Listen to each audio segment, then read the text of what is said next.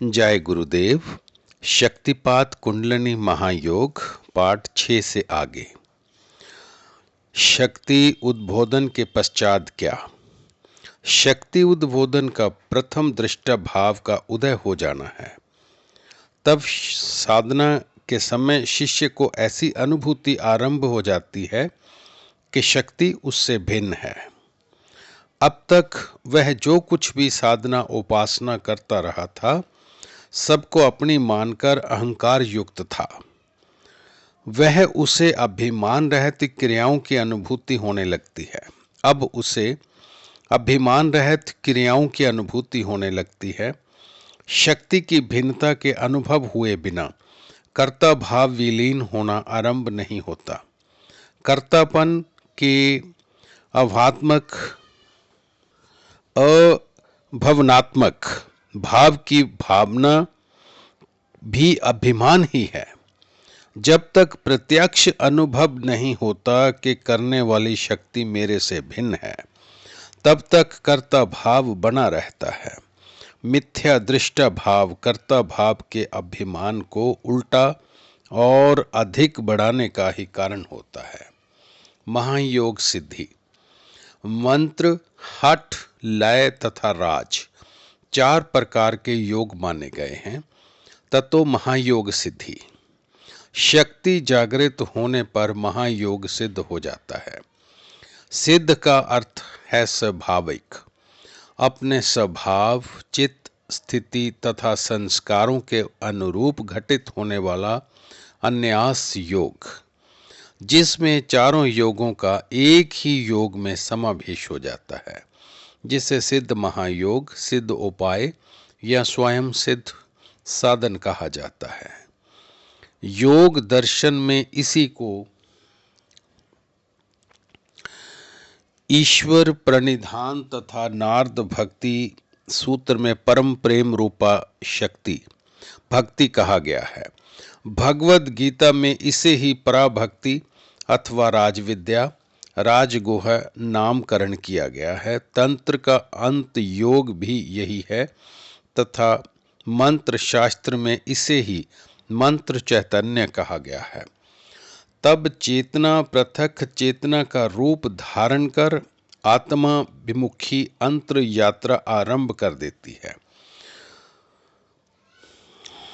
मां अंबा या अलाहदनी अथवा कुंडलिनी की अंतर लीलाएं अंतर में आरंभ हो जाती हैं, जिन्हें साधक मंत्र मुग्ध बना देखता रहता है।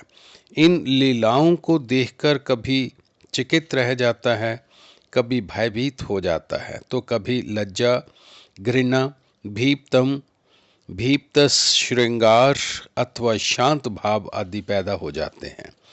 अब तक उपरोक्त चारों प्रकार के योगों में से वह जिस किसी का भी अभ्यास करता था, उसमें उसका पुरुषार्थ ही मुख्य होता था, किंतु अब जागृति के पश्चात उसे पुरुषार्थ या यथार्थ स्वरूप की समझ आने लगती है।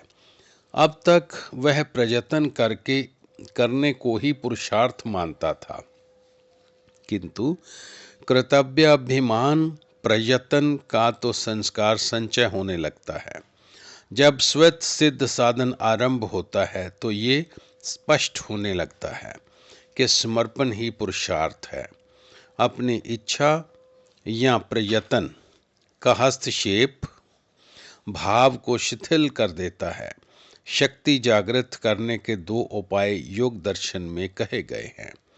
वीत राग विषयम या चित्तम, अर्थात जिसका चित्त वीत राग हो गया हो, उसकी चित्त शक्ति का अवलंबन लेने से। दूसरा है श्रद्धा, वीर्य, स्मृति, समाधि, प्रज्ञा पूर्वक इतरेशाम, अर्थात दूसरे लोगों को श्रद्धा, वीर्य, स्मृति, समाधि तथा प्रज्ञा के सतत निरंतर श्रद्धा पूर्वक दीर्घकालीन साधना के अभ्यास से। कुछ लोगों के मत में महायोग कैसे भी प्राप्त हो, वह महान ही है, क्योंकि उसमें चारों योगों का समावेश है, किंतु सूत्रकार के मत अनुसार उसकी महानता इसी में है कि वह शक्ति के द्वारा सहज प्राप्त हुआ, अर्थात महानता के कारण चारे योगों का समावेश तो है ही, महानता का विशेष कारण उसकी सहज सुलभता में है। अर्थात महानता क्यों? विशेषता के कारण, शक्ति के उद्बोधन से, उसकी सिद्धि होने से। आसन, प्राणायाम, बंध मुद्राएं तो हठ, अर्थात आसन, मुद्रा, प्राणायाम, बंध इत्यादि हठ योग हैं। जिस साधक में हठ योग के संस्कार होंगे उसमें अनायास ही साधन में आसन, प्राणायाम, बंध तथा मुद्राएं घटित होने लगेंगी। स्वाध्याय शिव प्राणाथ मंत्र योगम, अर्थात स्वाध्याय तथा ईश्वर प्राणिधान मंत्र योग है।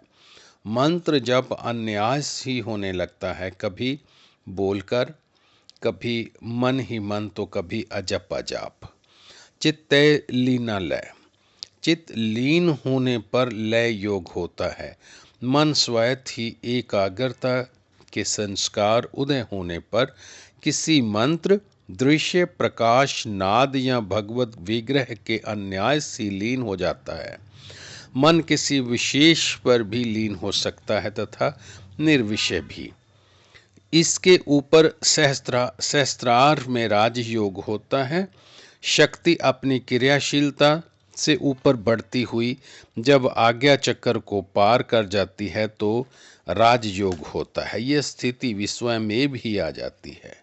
जय गुरुदेव।